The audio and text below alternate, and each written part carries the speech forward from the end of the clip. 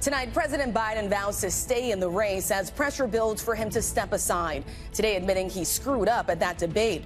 And Hurricane Beryl storms through the Caribbean on a path that could take it to Texas. First tonight, President Biden under growing pressure to prove to his party that he can beat Donald Trump, admitting in a new radio interview that he screwed up in last week's debate ahead of tomorrow's one-on-one exclusive with ABC's George Stephanopoulos. Now at least 3 Democrats calling on the president to step aside. And what we're learning about what he told governors at the White House, how he needs sleep, and that he plans to end events earlier as the campaign kicks into high gear. Selena Wang at the White House. Hurricane Beryl taking aim at Mexico and possibly the Texas coast. Preparations already underway after the Cayman Islands and Jamaica took a beating. The most powerful hurricane in Jamaica in 15 years. Desperate tourists at the airport hoping to get out. Faith Abubey reporting tonight from Jamaica. Back here at home, the record-breaking heat wave, more than half the country. More than 200 million Americans are under heat alerts from coast to coast as firefighters struggle to contain at least 7 major fires burning in the West, and the warnings from officials this holiday. Early exit polls are in from the UK's closely watched election. James Longman with what looks to be a seismic shift for a major U.S. ally. Major cities celebrate the 4th of July under heightened security. Thousands of officers on duty here in New York ahead of the Macy's fireworks display. Aaron Katursky with late reporting. Tensions escalate between Israel and Hezbollah. Hundreds of rockets fired into Israel after the assassination of a militant leader in Lebanon. Could it be a preview of what's to come? Matt Gutman tonight from Tel Aviv. Beachgoers beware. A man is rushed to the hospital after an apparent shark attack in Texas. And America Strong tonight, a heartwarming and patriotic reunion. 2 military dogs, 2 Marines celebrate their future together. From ABC News World Headquarters in New York, this is World News Tonight with David Muir. Good evening, everyone, and thanks so much for joining us on this 4th of July. I'm Rachel Scott in for David. We begin tonight with the president vowing to stay in the race as another Democratic lawmaker calls on him to step aside after his debate performance. Today, the president insisting he is not leaving, that he's in this race until the end. His campaign doing damage control, trying to calm fears about his age and mental fitness. ABC News learning new details about that critical meeting between President Biden and Democratic governors at the White House. Sources say the president told governors he needs more sleep and wants to stop scheduling events after 8 p.m. He also revealed he had a medical checkup following the debate. Tomorrow, President Biden sits down with ABC's George Stephanopoulos for his very first televised interview since that debate, and what could be a make-or-break moment for the president. ABC senior White House correspondent Selena Wang leads us off tonight. Tonight, on this 4th of July, President Biden hosting a barbecue with American troops while his political future hangs in the balance. Happy Independence Day! The president telling the cheering crowd he's not going anywhere. I'm not going anywhere. All right. In radio interviews today, the president admitting he had a bad debate. I screwed up. I made a mistake. That's 90 minutes on stage. Look at what I've done in 3.5 years. In recent days, the president has blamed his travel schedule and a cold for his poor performance. During a meeting with Democratic governors at the White House last night, sources tell ABC News the president said he needs to get more sleep and work fewer hours, even suggesting he should end events at 8 p.m. Sources say the president also telling those governors he saw a doctor in the days following the debate last week to check on his cold, despite the White House telling reporters he hadn't received a medical exam. I believe in this man. I believe in his character. Today, California Governor Gavin Newsom campaigning in battleground Michigan, brushing off concerns about the president after that meeting. Joe Biden's our president. He said he's all in. I doubled down, said I'm all in. And not only that, I'm here with you to prove it. But new polls showing former President Trump's widening lead. And now 3 Democratic lawmakers, Lloyd Doggett, Raul Grijalva, and Seth Moulton, are calling for Biden to drop out of the race, as others publicly question his continued candidacy. I think if Joe Biden chooses to run, he's going to lose. We needed a boost from Thursday. We didn't get it. And the campaign has been very, I think, arrogant in their response. We need a reset. We need a course correction. We've got to acknowledge that this was not just one bad night. Some Democrats signaling they would rally behind Vice President Kamala Harris if Biden were to step aside, and Trump taking notice. This video circulating online. She's so bad. She's so pathetic. The president and allies trying to calm anxieties within the party, Biden telling supporters in a fundraising message he's in this race to the end. But some Democrats say he needs to prove he's up for a second term. I think that the one clear thing this week is that there's only one person that can show he is up to the job, has the stamina to do the job, that he will do the job, and that is Joe Biden. The president knows that these next few days are critical. Tomorrow, he's hitting battleground Wisconsin, and he's sitting down for an interview with our George Stephanopoulos. Now, donors and allies, I'm told, they're closely watching that interview and that rally as they weigh their future support for the president. Rachel? It will be a critical moment for President Biden. Selena, thank you. And that ABC News exclusive televised interview with President Biden does take place tomorrow. George Stephanopoulos one-on-one with the president. The entire interview will air at ABC right here at 8 p.m. We move on now to Hurricane Beryl tonight, taking aim at the Gulf of Mexico and possibly the Texas coast. The hurricane, now a Category 2 storm, winds up to 110 miles per hour, and it could target Mexico or Texas as early as Sunday night. The storm already blasting the Cayman Islands and Jamaica, causing widespread damage, destroying homes and downing trees and blocking roads. ABC's Faith Abubey reporting from Jamaica again tonight.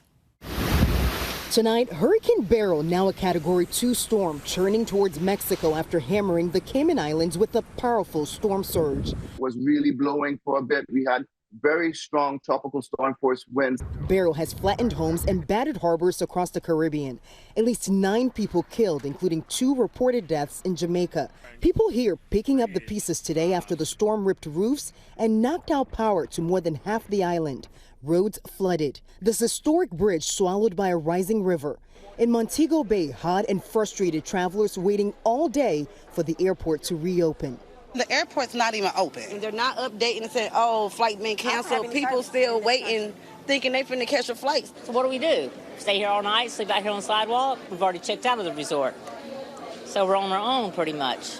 Police later handing out water. Meanwhile, tonight, resort towns along Mexico's Yucatan Peninsula bracing for Beryl's direct blow tomorrow. Racing to board up and evacuate coastal communities. Cancun officials even moving 10,000 sea turtle eggs to safety from their nests on the beach to protect them from the storm surge. Texas preparing for potential impact from Beryl 2. As early as Sunday night, Corpus Christi already handing out sandbags, taking no chances. Mother Nature will do what she's going to do, and just you don't want to be caught unprepared. And Rachel, back here in Montego Bay, Jamaica, we're told that the international airport right behind me reopens tonight, the one in Kingston early tomorrow. The Minister of Tourism tells me that all 3 international airports on this island should be fully operational tomorrow. Rachel. Good news for those frustrated travelers. Faith, thank you. So let's get right to WABC meteorologist Danny Beckstrom. All right, Danny, where is this storm headed next? Rachel, tonight, Beryl, now a Category 2 hurricane, now heading toward Mexico's Yucatan Peninsula, with landfall forecast by tomorrow morning, somewhere between Tulum and Cancun. That land interaction should weaken Beryl before it moves back into the Gulf's warm water, fueling the re-strengthening ahead of another forecast landfall in northeast Mexico or South Texas. Impacts there felt as early as Sunday night. The area of high pressure steering the storm, also the source of scorching heat in the southeast, with another day of triple-digit heat indices tomorrow from Austin to Atlanta up to D.C.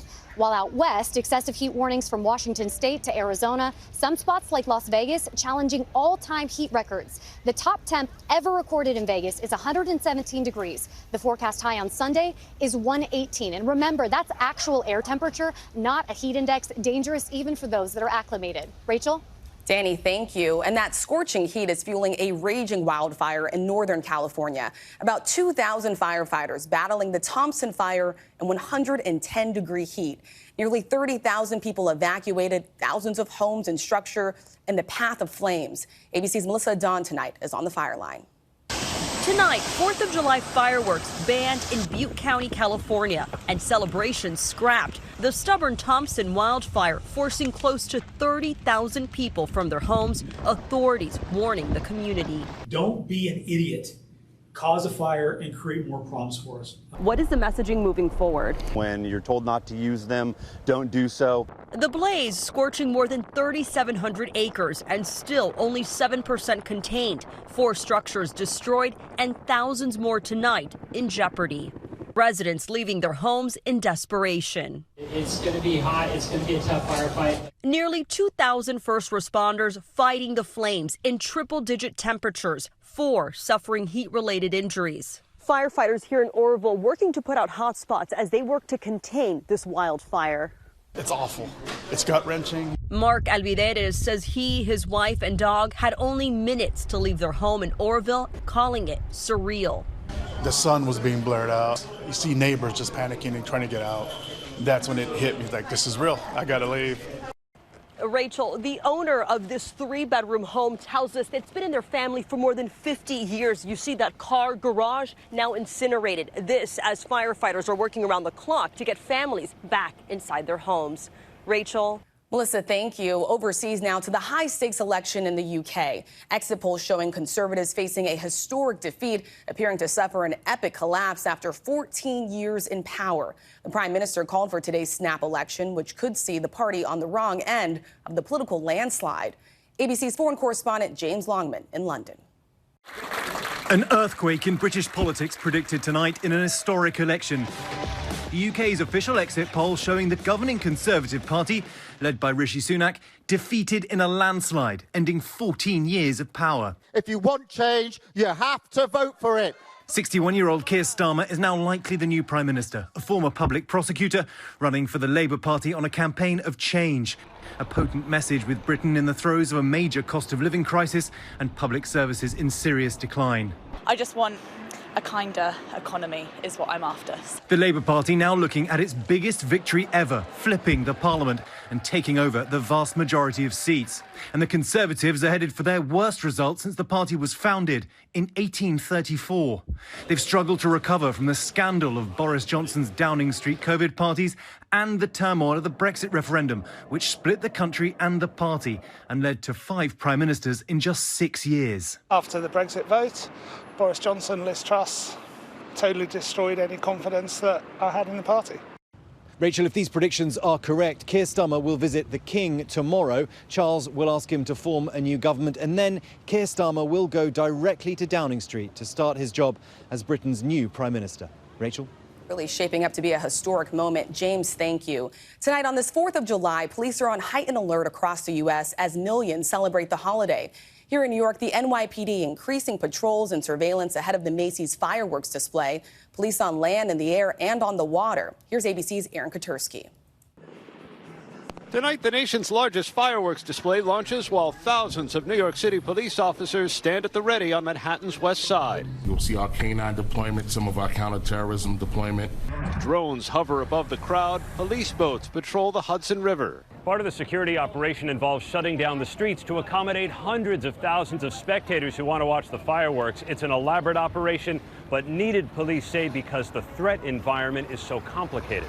You have a vibrant terrorism threat overseas. You have a lot of polarization here. An intelligence bulletin obtained by ABC News says a significant threat comes from lone offenders and small groups of individuals seeking to commit acts of violence, some of them motivated by the relentless war between Israel and Hamas. The NYPD saying hate crimes against Jews have surged. The bulletin said the fireworks in New York and similar events in San Francisco and Las Vegas remain attractive targets, but there's no indication of an organized plot. And in the absence of a specific or credible threat, Rachel, they're expecting about 1 million people to crowd the riverfront to witness this spectacle in the sky. Rachel. Aaron, thank you. Now to the expanding violence in the Middle East. Hezbollah firing more than 250 rockets into Israel, retaliation for a deadly Israeli airstrike that killed one of Hezbollah's top commanders. And tonight, President Biden speaking with the Israeli Prime Minister about a ceasefire deal to release more than 100 hostages. ABC's Matt Gutman in Tel Aviv. On the ground in northern Israel, signs of the looming war with Hezbollah. This fire is about to jump this road. It's climbed up this entire valley. You can see the flames. It's been climbing up the valley for the minutes that we've been here. A barrage of nearly 300 rockets fired by the Iranian-backed militia over the past 24 hours followed the assassination of one of Hezbollah's highest-ranking commanders in an Israeli drone strike. That barrage killing one and igniting dozens of fast-moving brush fires, including this one in Kanaf. Firefighters are losing control of this fire. You can see everybody starting to pull back from where we are. They have that digger These engines have been retreating. They're trying to now protect this town. Many of the firefighters, local farmers, racing to keep the flames from reaching the nearby village. We live here. We are the first responders, and this is our duty to take care of this mess. Israel responding with artillery fire and airstrikes, also sparking fires on the Lebanese side. One fatality reported there. Israel and Hezbollah have both agreed to the general parameters of a deal brokered by the U.S. to avert war, but Hezbollah has said it will not sign until there's a ceasefire in Gaza. Rachel, there's been significant movement on those stalled Gaza ceasefire talks. The Israeli cabinet tonight meeting to discuss the latest draft from Hamas, and President Biden had a call with Israeli Prime Minister Netanyahu. And that it happened on July 4th gives you a sense of the administration's urgency to finalize this deal.